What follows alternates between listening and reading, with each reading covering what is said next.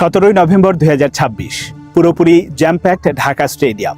Sub চ্যাম্পিয়নশিপের ফাইনালে মুখোমুখি বাংলাদেশ এবং ভারত, যেখানে শেষ পর্যন্ত ভারতকে হারিয়ে দীর্ঘ 23 বছর পর সাফের শিরোপা পুনরুদ্ধার করল বাংলাদেশ। কথাগুলো শুনে হয়তো মনে মনে ভাবছেন, খেলা শুরু হতেই এখনো প্রায় 4 মাসের মতো বাকি, অথচ আমি ফলাফল সহই বলে দিলাম। কিন্তু এই যে আমি যেটা বললাম, এটা হওয়ার চান্স 90%। বাকি 10% যদি আসলে না হয়, সেটা ভাগ্যের বিষয়।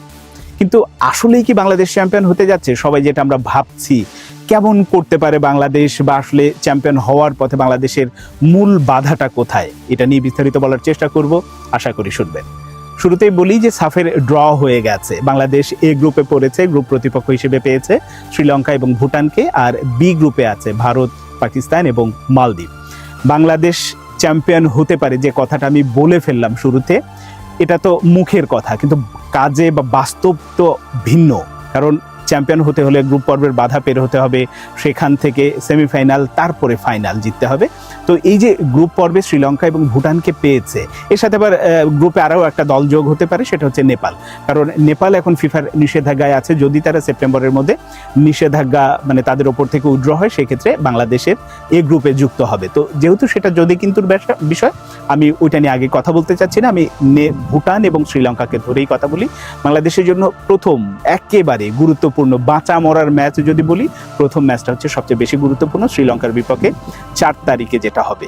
কেন আমি এই ম্যাচটাকে বাঁচা মরার বলছি? কারণ এই গ্রুপ এ থেকে বাংলাদেশ এবং শ্রীলঙ্কা দুটো দলই ভুটানকে হারাবে, এটা ধরেই নেওয়া যায়। কারণ শক্তিমত্তা যদি বলি, সাম্প্রতিক পারফরমেন্স বিবেচনায় যদি আপনি আনেন, ভুটানকে দুটো দলই হারাবে। সেই ক্ষেত্রে এই যে প্রথম ম্যাচটা বাংলাদেশ এবং শ্রীলঙ্কা, এটাই হয়ে যাবে ভাইটাল ম্যাচ। কে গ্রুপ চ্যাম্পিয়ন হবে বা কে গ্রুপ রানার্স আপ হবে, ওই ব্যাপারটা নির্ধারণ হয়ে যাবে প্রথম ম্যাচের ফলাফলের ওপরেই। তো এই যে শ্রীলঙ্কার বিপক্ষে যখন প্রথম ম্যাচ বাংলাদেশ 4 তারিখে খেলতে নামবে, উদ্বোধনী ম্যাচ, অনেকেই হয়তো ভেবে নিচ্ছি যে শ্রীলঙ্কাকে আমরা ফুটবলে কি দেখে অভ্যস্ত, ক্রিকেটের বিষয়টা ভিন্ন।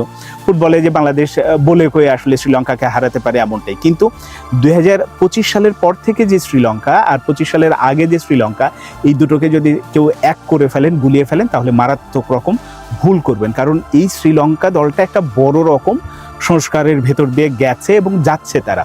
আমরা যেমন হামজা চৌধুরী, সামিত সোম বা বিভিন্ন বংশোদ্ভূত প্লেয়ারদের এখন এনে আমরা দলটাকে শক্তিশালী করার চেষ্টা করছি, সেই একই কাজটা শ্রীলঙ্কা এরই মধ্যে করে ফেলেছে। এবং তাদের দলেও অসাধারণ কিছু প্লেয়ার আছে, সুইডেন থেকে আছে, ইংল্যান্ড থেকে আছে, অস্ট্রেলিয়া থেকে আছে, ডেনমার্ক থেকে আছে, এবং তারা বিভিন্ন জায়গায় ভালো ভালো জায়গাতেই খেলে, মানে ভালো ভালো লিগ পর্যায়ে খেলে।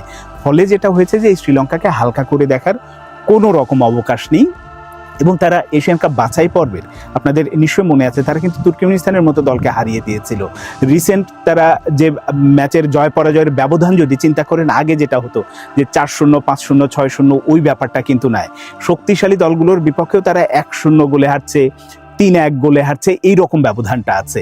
এবং তারা যে কন্টিনিউয়াস একটা ভালো প্রসেসের মধ্যে আছে, তার প্রমাণ হচ্ছে তারা কিন্তু সেপ্টেম্বর উইন্ডোতে বাংলাদেশ যেখানে এখনো অনিশ্চিত যে কারো বিপক্ষে ম্যাচ খেলবে কিনা, তারা কিন্তু সেটা খেলছে। মৌরিতাসের বিপক্ষে তারা সেপ্টেম্বর উইন্ডোতে ম্যাচ খেলবে। সবকিছু মিলে তারা একটা শক্তিশালী প্রতিপক্ষ এবং বাংলাদেশকে কঠিন পরীক্ষাটাই নেবে নিজেদের মাটিতে। এবং বাংলাদেশের জন্য এটা কিন্তু একটা বাড়তি প্রেশার হিসেবে, কারণ পুরো স্টেডিয়াম যেখানে ফুল থাকবে, ওই জায়গায় বাংলাদেশ যদি আসলে কোনোভাবে হোঁচট খায়, সেটা ড্র হয়, সেটা কিন্তু বাংলাদেশ দলের উপরে একটা আলাদা রকম প্রেশার হিসেবে কাজ করবে। কিন্তু আমার ওই আত্মবিশ্বাসটুকু আছে যে শেষ পর্যন্ত বাংলাদেশ শ্রীলঙ্কাকে প্রথম ম্যাচ হারাতে পারবে। এখন হারাতে পারলে দ্বিতীয় ম্যাচ যাবে হচ্ছে ভুটানের সাথে 10 তারিখে, ভুটানকে হারাতে পারবে। এখন ব্যবধানটা কি হয়, কিন্তু আমি ওই জায়গাটাতেই যে শ্রীলঙ্কা এবং বাংলাদেশের, যদি বাংলাদেশ জিতে যায় তাহলে কিন্তু গ্রুপ চ্যাম্পিয়ন হওয়ার জন্য পরের ম্যাচটা একটা কি বলবো যে নিয়ম রক্ষার ম্যাচ হয়ে যাবে। ভুটানের সাথে ন্যূনতম ড্র করলে বাংলাদেশ গ্রুপ চ্যাম্পিয়ন হয়ে সেমিফাইনালে যাবে। এখন বাংলাদেশ গ্রুপ চ্যাম্পিয়ন হয়ে যদি সেমিফাইনালে যায়, আমি যদি বি গ্রুপের কথা বলি, বি গ্রুপে ওখানে আছে ভারত আছে, মালদ্বীপ আছে এবং পাকিস্তান আছে। আমি পাকিস্তান রিসেন্ট সময় মালদ্বীপে তারা 4 জাতি টুর্নামেন্টে চ্যাম্পিয়ন হয়েছে, আমি ওটাকে আলাদাভাবেই রেখে পাকিস্তানকে অত বড় শক্তিশালী দল হিসেবে দেখতে চাই না। ভারত জাতীয় দল শেষ পর্যন্ত পাঠাবে কিনা তা জানি না, কিন্তু যদি অনূর্ধ্ব 23 দলের মতো একটা দলও পাঠায়, তাও আমার কাছে মনে হয়েছে বি গ্রুপ থেকে তারাই গ্রুপ চ্যাম্পিয়ন হবে। এখন গ্রুপ রানার্স আপ হিসেবে সেক্ষেত্রে হচ্ছে মালদ্বীপ অথবা পাকিস্তান হতে পারে। যদি আমি ধরে নিলাম যে মালদ্বীপ, কারণ মালদ্বীপের সাফের রেকর্ড ভালো, তাদের ফুটবলের একটা কি বলবো একটু ঝিমিয়ে পড়ার সময় গেলেও তাদেরকে আপনি খাটো করে দেখতে পাবেন না। তারপরেও আমি গ্রুপ রানার্স আপ হিসেবেই দেখতে চাই। তো সেই ক্ষেত্রে বাংলাদেশ হয়তো সেমিফাইনালে পাবে হচ্ছে, যেহেতু বাংলাদেশ গ্রুপ চ্যাম্পিয়ন আমি ধরে নিচ্ছি, সেই ক্ষেত্রে গ্রুপ রানার্স আপ মানে বি গ্রুপের রানার্স আপ মালদ্বীপ যদি হয় তাহলে মালদ্বীপ অথবা পাকিস্তানকে পাবে। এখানে এই সেমিফাইনাল জিতে যদি বাংলাদেশ, আর ওদিক থেকে ভারত হয়তো এখন এই দিকের গ্রুপ রানার্স আপ যদি শ্রীলঙ্কা হয় তাহলে ভারত আর শ্রীলঙ্কা হয়তো সেমিফাইনালে খেলবে। দুই সেমিফাইনাল থেকে ওদিক থেকে ভারত জিতবে আর এদিক থেকে বাংলাদেশ জিতবে, এবং 17 তারিখের ফাইনালটা বাংলাদেশ এবং ভারতের মধ্যে হওয়ার চান্সটা সবচেয়ে বেশি। আবার ব্যতিক্রমও হতে পারে, আমি এটা বললাম, এটা অনুমান এবং অভিজ্ঞতার ভিত্তিতেই বললাম, কারণ এর আগে ভারত জাতীয় দল না পাঠিয়েও সাফে তারা চ্যাম্পিয়ন হয়েছে একাধিকবার। ফলে যেটা যে ভারতকে আপনি হালকা করে দেখতে পারবেন না, তারা চ্যাম্পিয়ন হওয়ার জন্যই আসে, চ্যাম্পিয়ন হওয়ার জন্যই খেলে। বাংলাদেশের সাথে সেই ক্ষেত্রে মানে সেই 2003 সালে বাংলাদেশ যে চ্যাম্পিয়ন হয়েছিল সেবার অবশ্য ফাইনালের প্রতিপক্ষ ছিল মালদ্বীপ।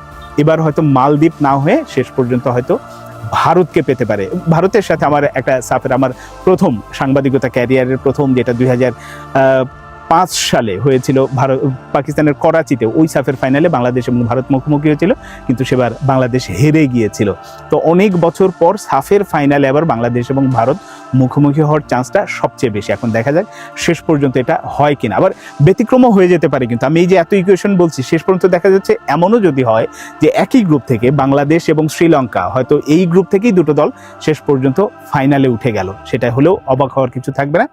কিন্তু আমার বিশ্বাস যে বাংলাদেশ এবং ভারতটাই ফাইনাল হতে যাচ্ছে আগামী 17 নভেম্বর, এবং বাংলাদেশ চ্যাম্পিয়ন হবে।